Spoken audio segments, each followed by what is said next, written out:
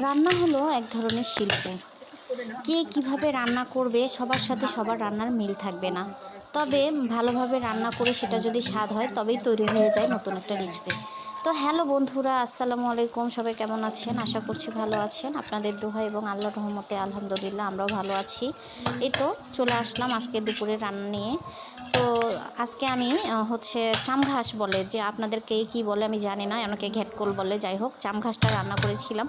তো এর আগে কখনো আমি চামঘাস এভাবে রান্না করিনি।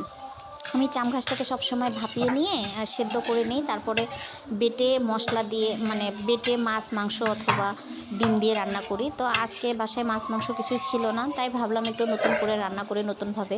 তো প্রথমে পেঁয়াজ রসুন মশলা সব ভালোভাবে কষিয়ে নিয়ে ওর মধ্যে ঘেটকলটাকে আগে ভাপিয়ে নিয়েছিলাম, ভাপানো ঘেটকলটাকে দিয়ে দিয়েছিলাম, আমরা চামঘাস বলি, চামঘাসটাকে দিয়ে দিয়েছিলাম, আর সাথে একটু আলু দিয়েছিলাম, দিয়ে ভালোভাবে কষিয়ে নিয়েছিলাম।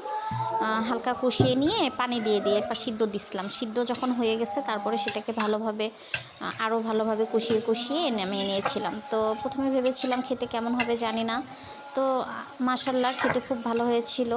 তাই আপনাদের সঙ্গে রেসিপিটা শেয়ার করলাম, খেয়ে দেখতে পারেন, ভালোই লাগবে।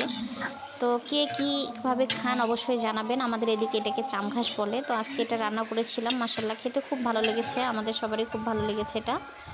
তো জানাবেন আমার রেসিপিটা কেমন লাগলো। আগেই বলেছি রান্না এক ধরনের শিল্প, কে কীভাবে কী রান্না করবে সেটার উপর নির্ভর করে, স্বাদ হলেই হয়ে গেল নতুন একটা রেসিপি। তো আমিও আজকে একটা নতুন রেসিপি ট্রাই করলাম, খেতে ভালোই লেগেছে, আপনারা ট্রাই করে দেখতে পারেন।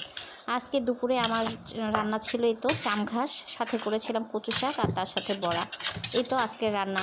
তো আমার ভিডিওগুলো যদি আপনাদের ভালো লাগে অবশ্যই লাইক কমেন্ট শেয়ার করতে ভুলবেন না, আমাকে ফলো দিবেন, আমার চ্যানেলটাকে সাবস্ক্রাইব করে দিবেন, আর পাশে থাকবেন অবশ্যই লাইক কমেন্ট শেয়ারের মাধ্যমে। ভালো থাকবেন, আমাদের জন্য দোয়া করবেন। আল্লাহ হাফেজ।